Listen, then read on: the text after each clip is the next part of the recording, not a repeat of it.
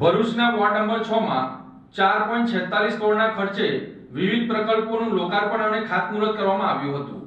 ભરૂચ શહેરના ward number 6 માં વિકાસ કાર્યોને ગતિ આપવા માટે ધારાસભ્ય રમેશ મિસ્ત્રીના હસ્તે વિવિધ પ્રકલ્પોનું લોકાર્પણ અને ખાતમુહૂર્ત કરવામાં આવ્યું હતું। આ અવસરે કુલ 4.46 કરોડના ખર્ચે આશરે 30 વિકાસના કાર્યો હાથ ધરવામાં આવ્યા હતા। આ પ્રકલ્પો હેઠળ મુખ્યત્વે માર્ગ નિર્માણ, ઇન્ફ્રાસ્ટ્રક્ચર સુધારણા અને સ્થાનિક સુવિધાઓના વિસ્તરણ પર ભાર મૂકવામાં આવ્યો છે। મુખ્યમંત્રી શહેરી સડક યોજના અંતર્ગત વોર્ડના વિવિધ વિસ્તારોમાં નવા રસ્તાઓનું નિર્માણ કરવામાં આવશે।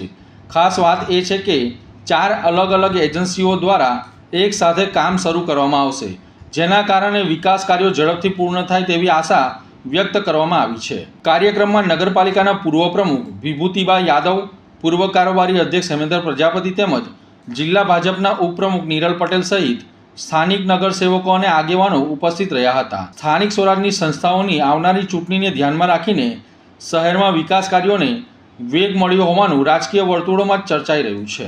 આજે વોર્ડ નંબર 6 માં જુદા જુદા વિકાસના કામોનું ખાતમુહૂર્ત કરવામાં આવ્યું છે।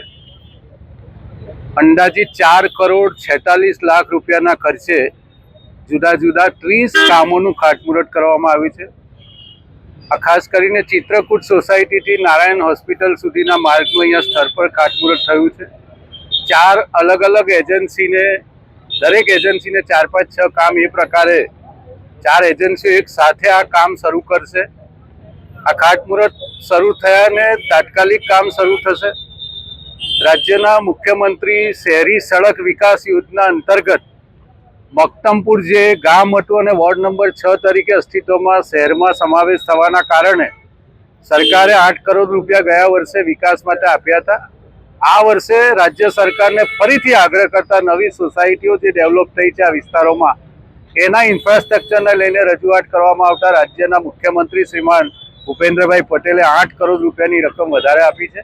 એના કારણે આ 6 નંબરના વોર્ડના જે અમારા સભ્ય છે, 3 સભ્ય નગરપાલિકાના પ્રમુખ વિભૂતિબા, ઉપપ્રમુખ અક્ષયભાઈ, હેમુબેન અને અમારા તમામ આગેવાનોની રજૂઆતને ધ્યાનમાં રાખીને આ જુદા જુદા વિકાસના કામો મંજૂર થયા છે, એનું આજે ખાતમુહૂર્ત કરવામાં આવ્યું।